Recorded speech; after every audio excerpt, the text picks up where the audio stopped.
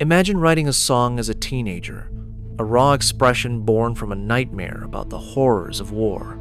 Now, picture that very song suddenly becoming the central exhibit in a brutal triple murder trial, threatening to derail your band's career and forever tarnish your name. For the Australian band Silverchair, this wasn't a hypothetical.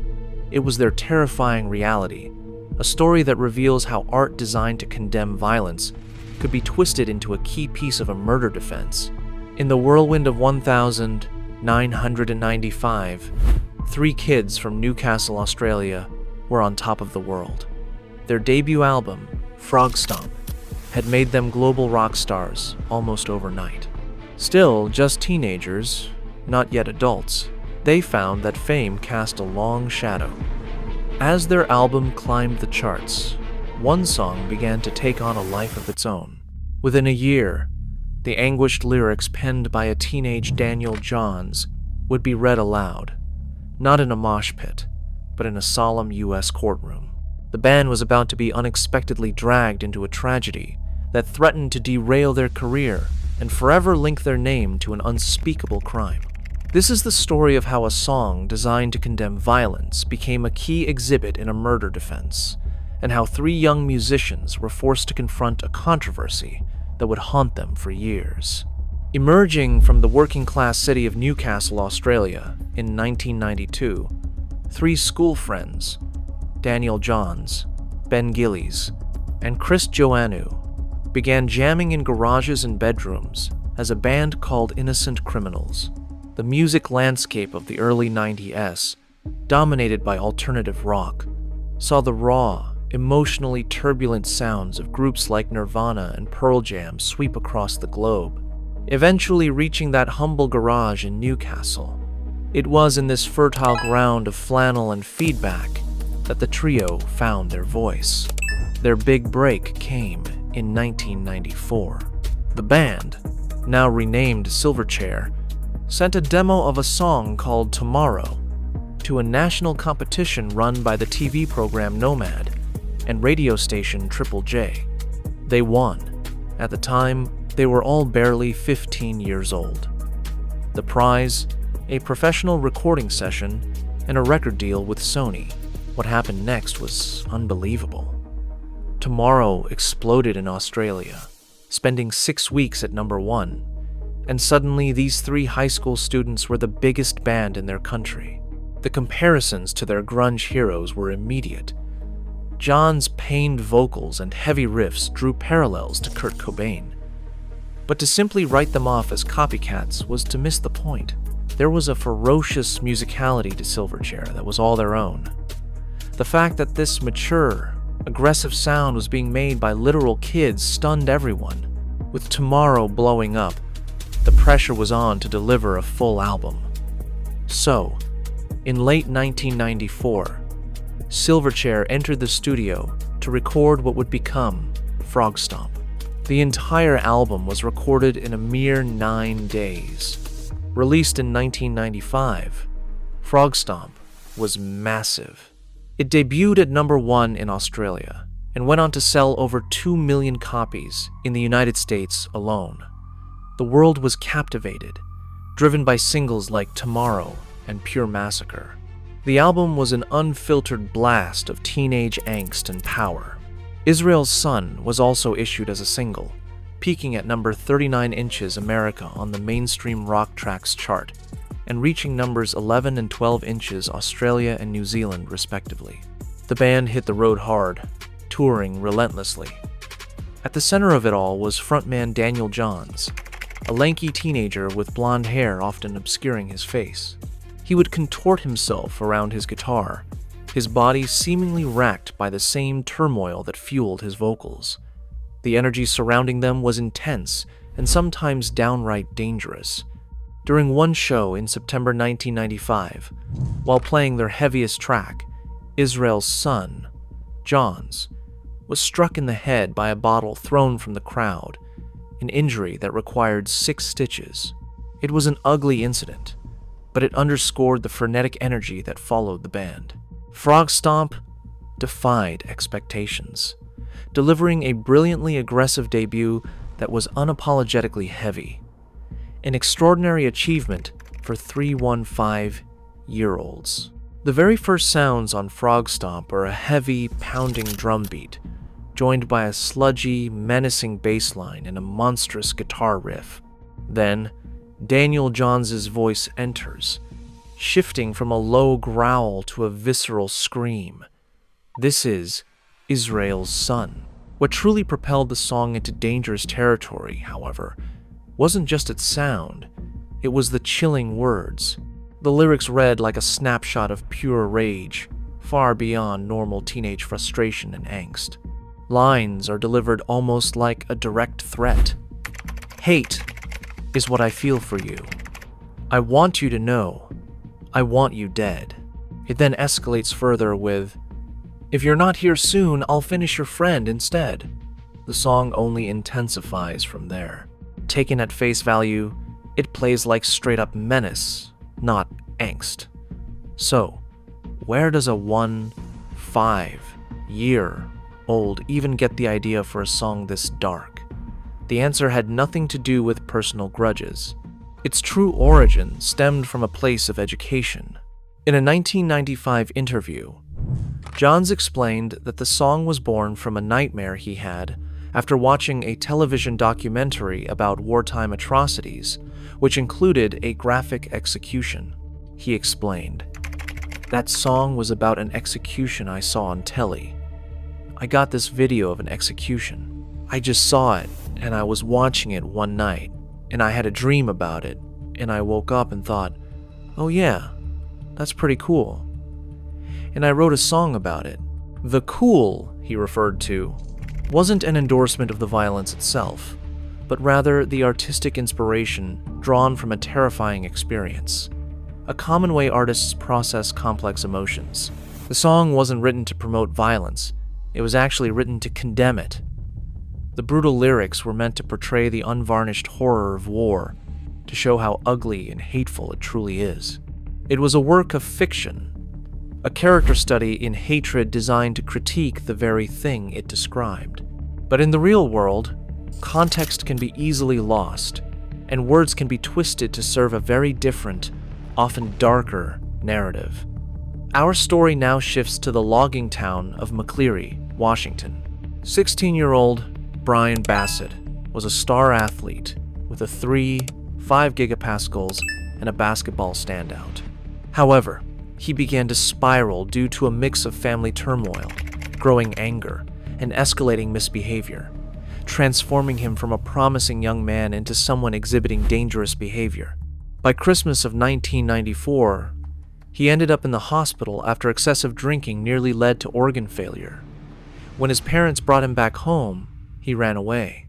When not staying with his parents, he often stayed at friends' homes or even crashed in his family's storage shed on their property with his 7-year-old boyfriend, Nicholas McDonald.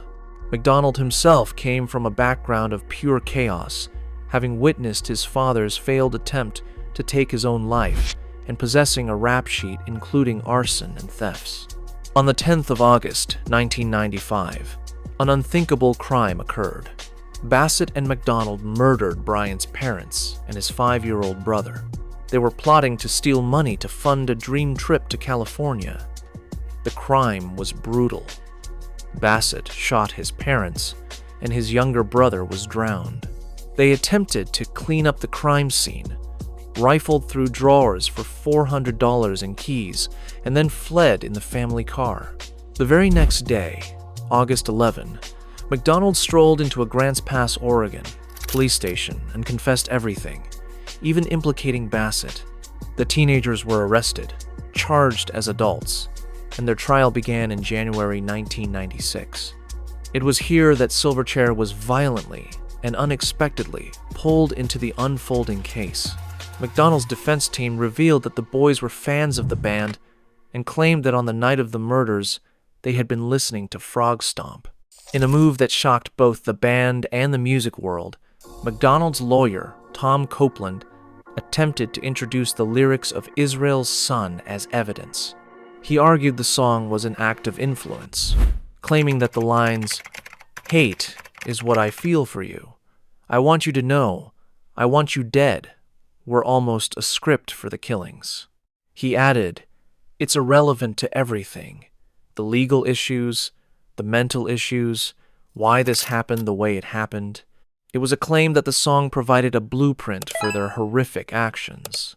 A chilling report from Spin magazine at the time even alleged that after the murders, Bassett pulled his Frogstomp cassette from his deceased father's hand, screaming, "That's my tape."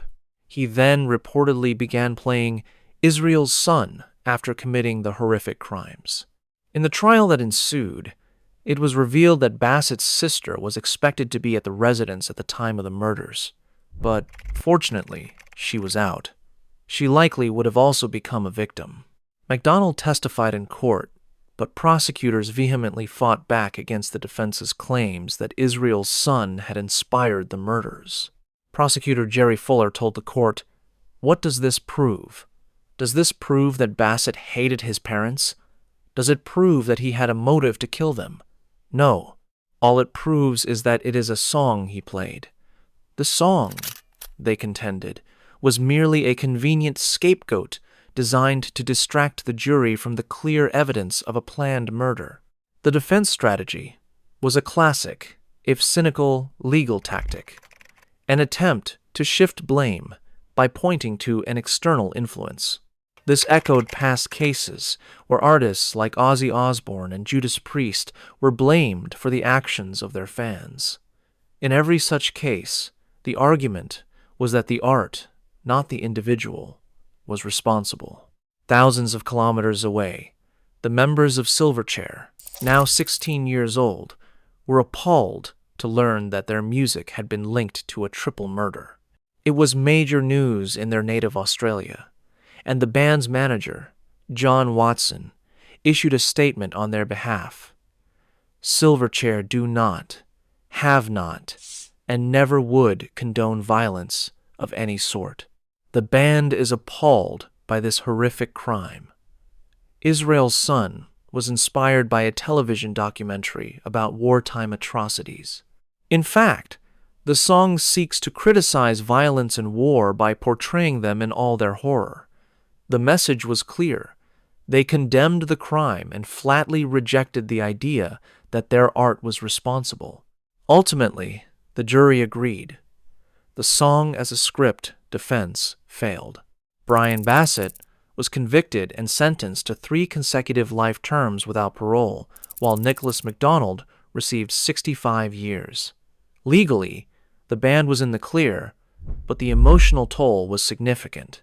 In his 2021 docuseries, Daniel Johns spoke about the long-lasting impact, stating, "It's pretty devastating to write a song when you're a teenager and then have lives taken because apparently it influenced the people to murder someone. That's too much." He admitted that at the time he had to suppress his feelings about it, stating, "It affected me, but I had to act like it didn't." For a young artist already dealing with the immense pressures of fame, being involuntarily tied to a murder was deeply troubling and traumatic.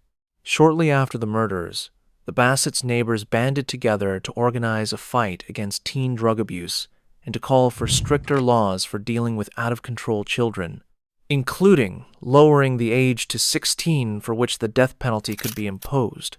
Years later, due to court rulings that deemed life sentences for juveniles unconstitutional, Brian Bassett's original sentence became subject to review.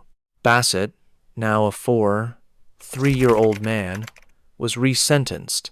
He stated, "All I can say is how horribly sorry I am, and assert that the man who stands before you today is far removed from the hurting and confused child who committed his crime nearly 30 years ago."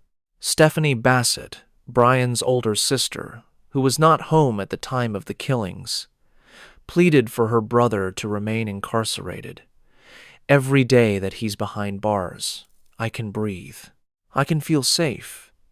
And I can live because I don't have a doubt that the target is on my back." On a Thursday morning, a judge sentenced Brian Bassett to 3 concurrent sentences totaling 28 years in prison. Factoring in time served, Brian Bassett was expected to step outside of prison for the first time in his adult life, in less than 1 year, free, but for the guilt he would carry.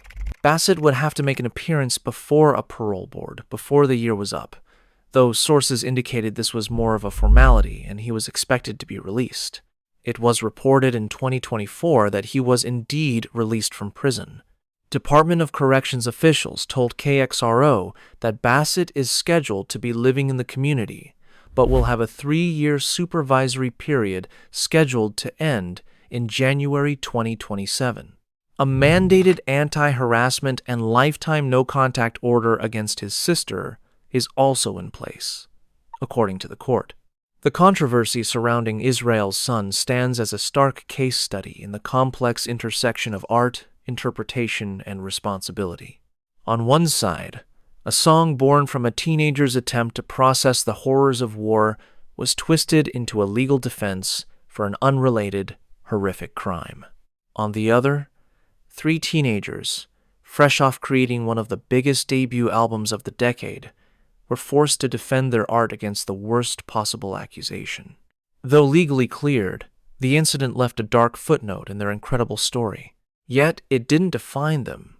The band continued to evolve, moving far beyond the grunge label the media had bestowed upon them, creating a celebrated body of work. Israel's Son itself endured, not as an anthem for violence, but as a testament to the raw power of their early work.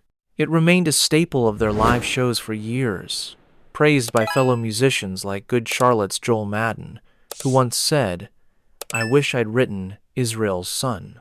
This story serves as a powerful reminder that an artist's intent cannot always control interpretation, but it also highlights the dangers of blaming art for society's problems.